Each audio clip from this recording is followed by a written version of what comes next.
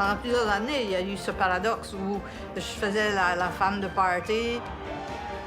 Je pouvais avoir un grand sourire, puis je pleurais comme une madeleine. Je voudrais que tu saches, si tu es fière de l'Acadie, l'Acadie, elle aussi, est vraiment fière de toi. Edith, on t'aime.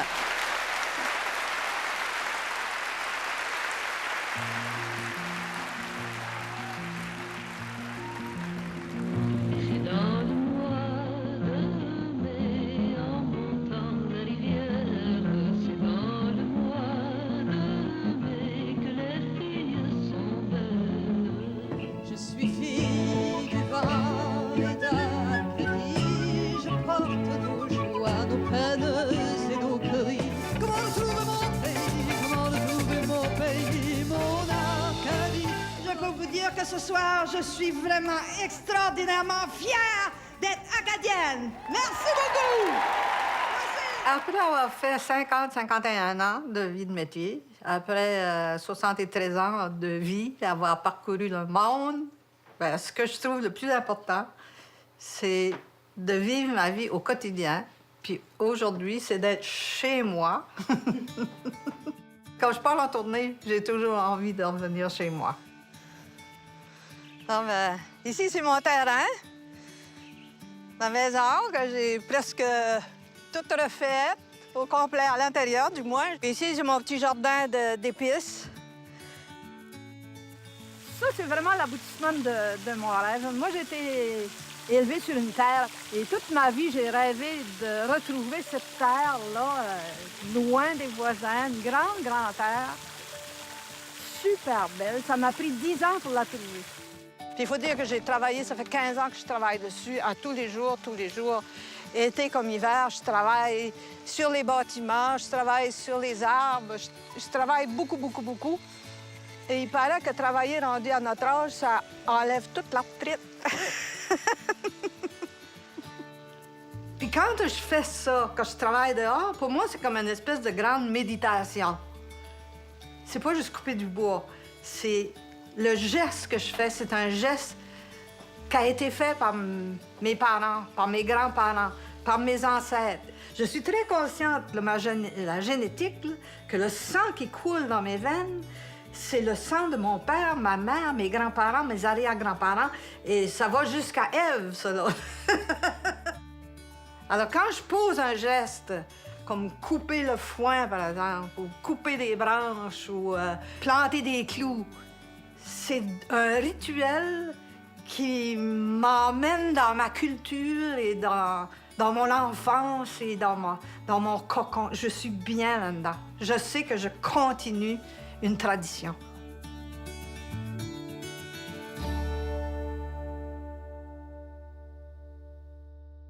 Où suis-je née? À Paquetteville! Je suis née en 42, le 27 de juillet. Je suis née pendant la guerre. Et ma mère a eu des enfants à tous les 4 ans. Les éléphants, c'est à tous les 7 ans, hein? Maman, à toutes les 4. Donc, on est 5. J'ai 2 sœurs, 2 frères. Dans mon village, il y avait à peu près, à l'époque, à peu près 602 au village. Mais il y en avait 102 qui étaient des butlers. Puis toutes les autres, c'était mes cousins. C'est pour ça que j'avais hâte d'avoir mon permis de conduire pour y aller à Caraquette, là. Je voulais essayer d'aller me trouver un chum ailleurs parce que je ne pouvais pas en trouver dans le village. En avez-vous trouvé un à Caraquette? Oui, j'en ai trouvé à Caraquette, oui. Oh, il y avait des beaux gars hein, qui arrivaient sur le quai, là. À la fin de la journée, là. Ils sentaient bon, hein. Ils sentaient le homard. Pour les Acadiens, ça, c'est séduisant. Ah, pour les Acadiens, ça, l'odeur du homard, là. J'ai vécu dans ce village de Paquetteville jusqu'à 18 ans et ça m'a influencé énormément parce que c'était un village qui était encore dans toute sa tradition. Mon père avait un moulin à bois, donc j'allais avec lui tout le temps. Puis j'ai connu les essences de bois, j'ai connu comment scier le bois, le sens du grain du bois. Tout ça, j'ai appris ça avec mon père et dans mon village.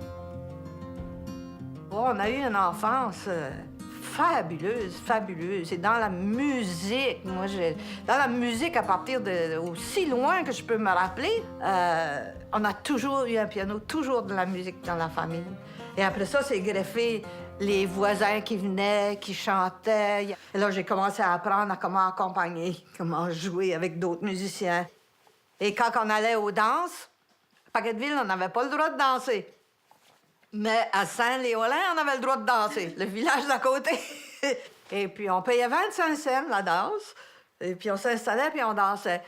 Mais là, quand je regardais les musiciens, tout d'un coup, je voyais que le guitariste, par exemple, s'en allait pour y aller chercher une bière ou quelque chose d'autre. Là, moi, j'allais sur la guitare, puis je disais, dis-moi les accords. Puis là, il disait, ben, tu mets tes doigts là, pour do, puis tu mets tes doigts là pour sol. Là, j'étais déçue quand il revenait. Il reprenait sa guitare. Mais j'ai appris comme ça. J'ai appris à jouer la guitare en allant dans ces fameuses danses à Saint-Léolin. Parce que ma sœur va dire, elle va t'en souffler. Parce que ma sœur va dire, elle va t'en souffler. D'un coup, je m'ai aperçu que j'étais capable de m'exprimer beaucoup plus facilement sur scène. Mais je pensais pas du tout à l'époque, je m'en vais faire ça comme mon métier. Moi, j'étais étudiante et j'étais une étudiante assidue. J'ai étudié à l'Université Laval en ethnographie traditionnelle. Et là, il y avait des boîtes à chansons. Et puis, on partait avec Angèle Arsenault, Yves Albert. On faisait les boîtes à chansons. On pouvait en faire 2, 3 dans une soirée. Puis les gens ne nous payaient pas. Ils nous donnaient une bière. Mais on faisait ça pour notre propre plaisir, tu sais. Voici Edith Butler.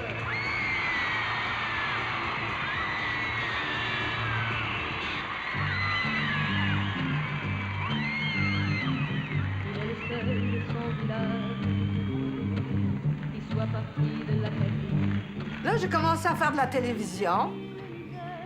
À partir de l'Université Laval, des fois, je montais à Montréal. Il y avait Les Cailloux qui avaient une émission. Il y avait Jacques Boulanger qui avait des émissions. Puis il y avait aussi des émissions qui étaient produites à Québec. Puis je faisais ces émissions-là parce que finalement, quand on regarde en arrière, il y avait pas beaucoup de jeunes qui chantaient, de femmes qui chantaient avec une guitare. Car toutes les filles de 20 ans sont bonnes au mariage. Moi qui ai 20 ans passés, je n'ai pas eu l'avantage. Le fait d'être acadienne et de chanter du folklore acadien, ça faisait déjà quelque chose qui était complètement différent. Alors ça grossit, ça grossit, ça grossit comme ça, sans vraiment que je m'en rende compte. Puis tout d'un coup, je me suis retrouvée dans les folk festivals américains, à Toronto, à Washington, à Chicago. Puis là, j'étais avec James Taylor, Buffy Sainte-Marie, Bob Dylan, toutes les qu'ils appelaient les folk singers de l'époque. J'étais avec eux autres. Incroyable. C'était incroyable, hein? Mais c'était tous des gens qui commençaient, on était tous des jeunes qui commençaient. Puis c'est sûr que ça m'a influencé beaucoup sur les folk singers parce que les autres, ils protestaient contre la guerre au Vietnam et ils cherchaient comme une identité propre. Alors moi, je me suis dit, ben il faut que j'aie aussi mon identité propre. Je vais pas y chanter les chansons de Dylan ou les chansons de Buffy. Tu sais, il faut que je trouve mon propre répertoire. Alors j'ai commencé à chercher beaucoup plus dans le répertoire acadien. Mais tout ça, jamais en pensant que je vais faire ça comme métier. C'est bizarre. Et la vie m'a emmenée. À un moment donné, j'étais rendue au Japon. J'ai fait des tournées à travers le Canada. Et ça grossit, grossit, grossit. J'ai grossi. Jusqu'à temps que vers l'âge de 50 ans, j'avais toute une grosse, grosse carrière en arrière de moi. Je me suis dit, tiens, je devrais faire une chanteuse. Let's welcome la reine de la musique de l'Acadie, Edith Butler. Edith Butler.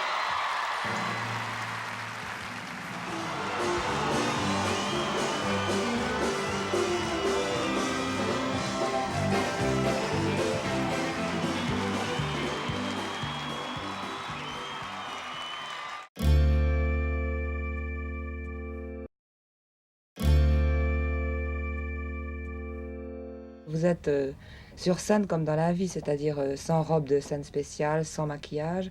Est-ce que c'est voulu, ça? Oui, C'est voulu comme ça, parce que ce que j'ai à dire, je pourrais pas le dire en robe longue avec des paillettes, comprenez? Je pourrais pas le dire avec des yeux en amande, puis avec de la farde partout, je pourrais pas le dire. Faudra un jour faire un effort, lever tes bras, crier plus fort, avant qu'il ne soit trop tard et se vide à jamais nos ports. On parlera de nous, on parlera de nous someday. Mon premier album a vraiment marché très, très fort. Ben, c'est quand je suis revenue de ma tournée du Canada. J'avais été au Japon, j'ai fait ma tournée du Canada, que j'ai fini par rencontrer Lise Aubu en 73.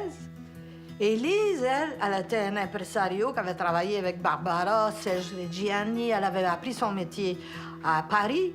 C'était vraiment le grand impresario. Et puis, elle avait le choix entre deux chanteuses qui étaient Catherine Lara et moi, quand on venait de sortir notre premier album chez Columbia.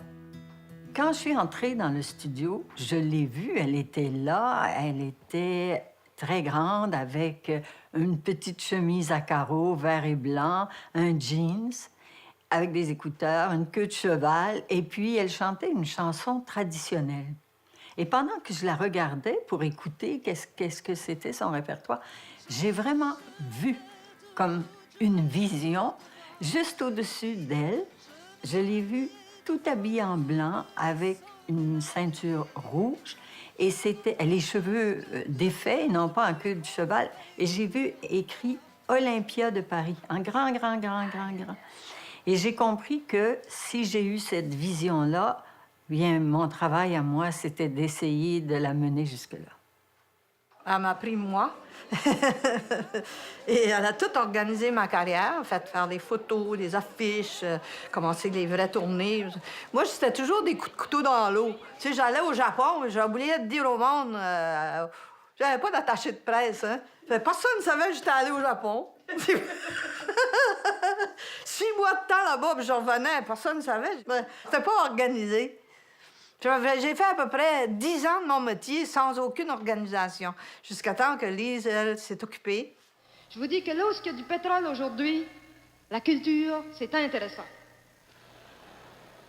Mais nous autres, on n'a pas de pétrole pantoute. Le petit peu de pétrole qu'il y a, c'est pas nous autres qui l'avons, hein. C'est Irvine. Enfin, on peut pas tout avoir. La culture, puis l'argent. On s'est contenté trop souvent des petites miettes, hein. Alors, tout ça pour vous dire que je vais vous chanter une chanson de miettes et qui s'appelle « J'ai du grain de mie, j'ai des ananas, des allumettes ».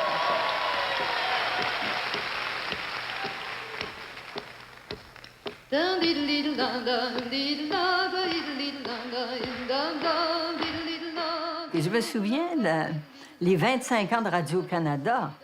Alors qu'il y avait un artiste dans chaque ville, un artiste important. Il y avait Charlebois, Vigneault, etc., chacun dans une ville. Et elle était à l'Arena de Moncton. Et quand elle a fait sa présentation et qu'elle a chanté Le grain de mie, il y a eu une telle ovation de foule que la télé qui devait rester 10 minutes sur elle est restée beaucoup plus longtemps. Ce qui fait que le lendemain, tout le monde au Québec la connaissait.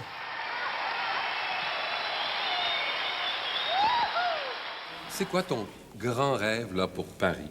Si je t'offre le choix des théâtres, par exemple, lequel des théâtres tu voudrais faire à Paris? Là? C'est l'Olympia. Tu voudrais faire l'Olympia, oui, t'aimerais oui, ça? oui. Ah oui, ça, c'est mon grand rêve. Bien, écoute, j'ai quelqu'un qui a quelque chose à te dire de très important. Je t'en dis pas plus long, écoute bien attentivement. C'est-à-dire que j'ai le plaisir d'inviter Edith Butler à passer à l'Olympia cette année, dans la saison.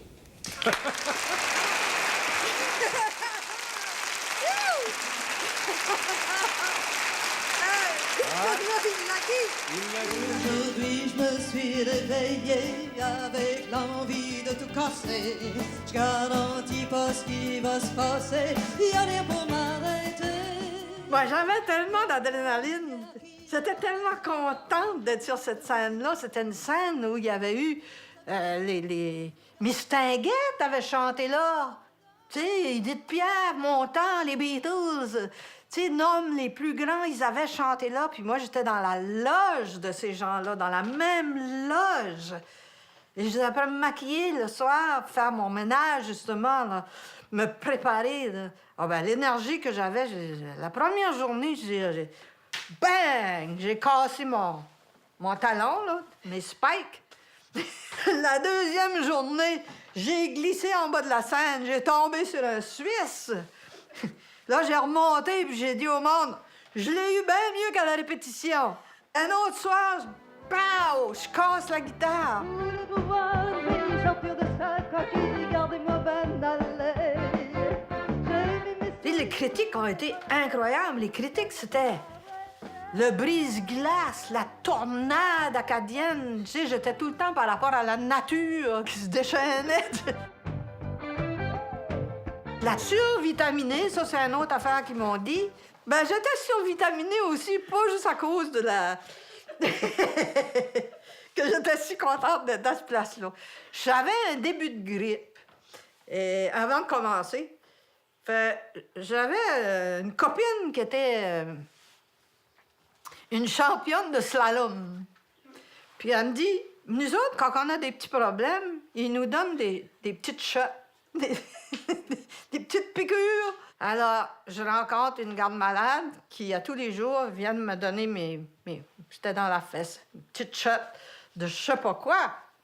Mais moi, je présume que ça devait être des petites shots qui sont bannies là, dans les sportifs. Parce qu'avec ce stuff-là, moi, j'aurais pu faire du slalom. J'aurais pu devenir une championne olympique dans une piscine, puis gagner. Alors, c'était fort. C'est la première fois que je vois Edith Butler et j'en suis bouleversé. C'est une artiste extraordinaire.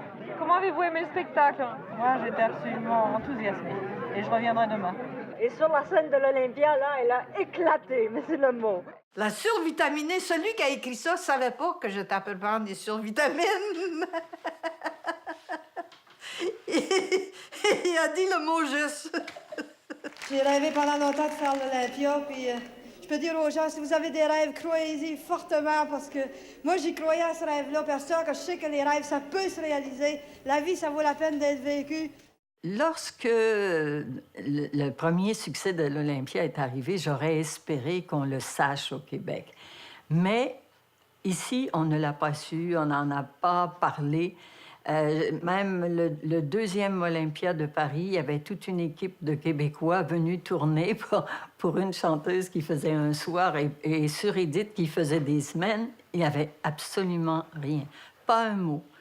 Et il y a eu plusieurs fois où elle a eu comme ça des problèmes, des gens qui soit agissaient parce qu'ils avaient d'autres intérêts. Et ça, c'était difficile. Toutes les fois que je vais dire, tu peux bien dormir tranquille, j'aimerais vous chantiez avec moi. Puis à un moment donné, je vais vous faire signe avec mes mains, même vous frapperez 2 fois dans vos mains, ce qui va faire pac, pac, là, qui va me donner mon élan, moi pas Packetteville. On y va, André?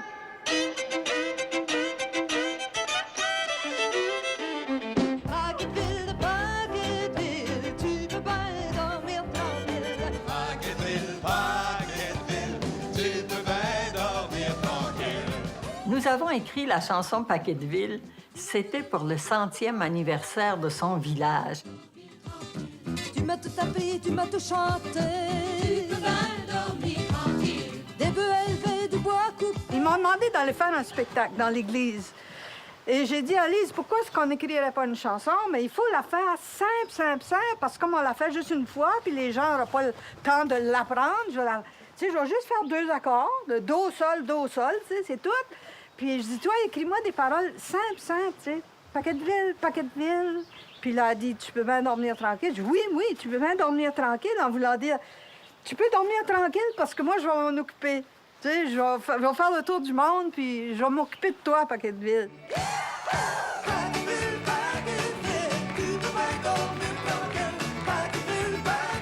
Tout le monde a retenu Packetteville, Packetteville, tu peux bien dormir tranquille, sans écouter les paroles. Mais les paroles, ça, tout a référence à son village et au fait qu'à cette époque-là, c'était en 1979 ou 80, justement, les gens de Paquetteville, au lieu de s'exiler, revenaient dans leur village. Alors, on comparait ça à Couchibougouac, qui est un village où les gens ont été déportés pour faire place à un parc national. Et c'est de cela dont parle la chanson.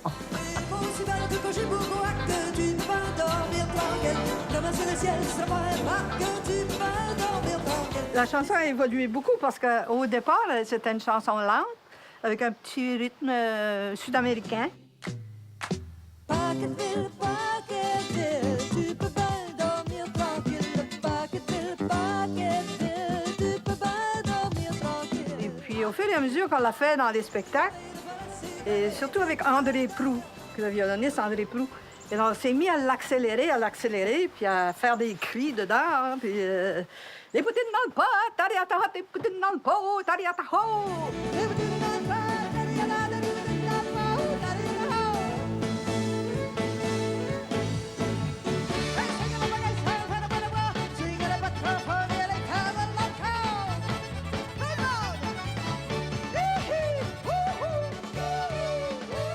Elle s'est immortalisée à quelque part. Maintenant, je ne peux pas la changer. Je ne peux pas dire je vais faire un autre genre d'orchestration. Tout le monde veut celle-là avec les Yahoo!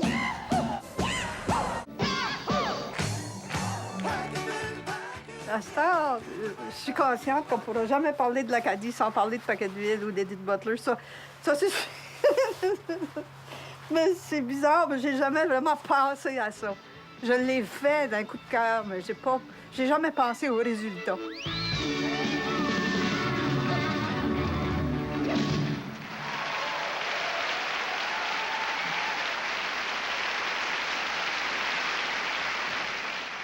Ça s'appelle Diggilygilou. Voici Edith Butler.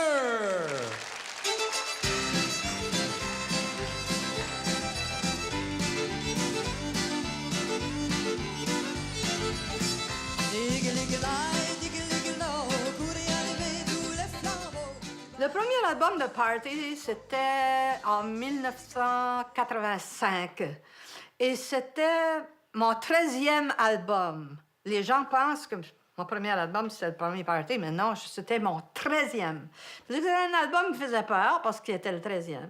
Deuxièmement, il me faisait peur parce que le producteur, réalisateur, voulait faire juste des chansons qui swing. Party. Moi, je voulais pas ça. Moi, j'étais un créateur. Tous les autres albums que j'avais faits avant, c'était de la création. Et j'avais quelque chose à dire et j'exprimais quelque chose. Et là, tout d'un coup, arrive, puis c'est un projet, c'est juste party. Tu sais, qu'est-ce que ça veut dire? Ça veut dire quoi pour moi? Ça voulait rien dire. Ben, finalement, j'ai pleuré là-dessus. Je voulais pas le faire. J'ai fini par plier pour le faire parce que c'était une question financière. Pour moi, l'époque des parties, ça a été très pénible. Pénible parce que je me suis sentie très coupable de lui avoir demandé d'accepter ce contrat-là alors qu'elle ne voulait pas. Va-tu chez madame, va-tu chez madame, va-tu chez maman mordu? Tais-toi donc, petit menteur, mon petit chien ne ment plus. Tais-toi donc, petit menteur, mon petit chien ne ment plus. Et on a fini par la convaincre, et je pense qu'elle l'a fait pour nous. Mais c'est curieux quand même, parce que très souvent, les choses qu'elle ne souhaitait pas faire ont eu beaucoup de succès. Edith Butler.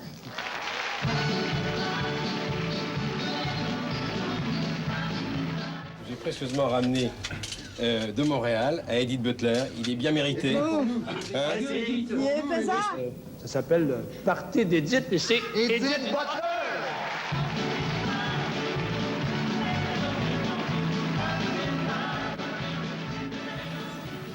Je suis très contente, je suis très flattée. Je veux remercier beaucoup les Obus. Ça fait 14 ans qu'elle travaille pour moi.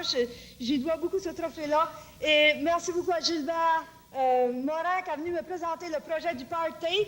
Et j'étais très heureuse de ça parce que je savais que c'était un projet que j'étais capable de rendre vraiment pleinement. J'en ai vendu des millions, j'en ai vendu. Mais c'est jamais moi qui a fait l'argent. C'est toujours les compagnies qui ont fait l'argent.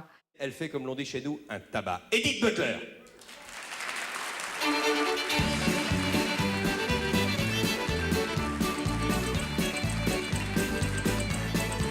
Samedi soir à Saint-Lilon, il n'y avait pas grand-chose à faire. On a dit on fait une danse, on va danser chez Bibi. On s'est trouvé un violon, un sonore des partenaires. Et puis la Pendant plusieurs années, il y a eu ce paradoxe où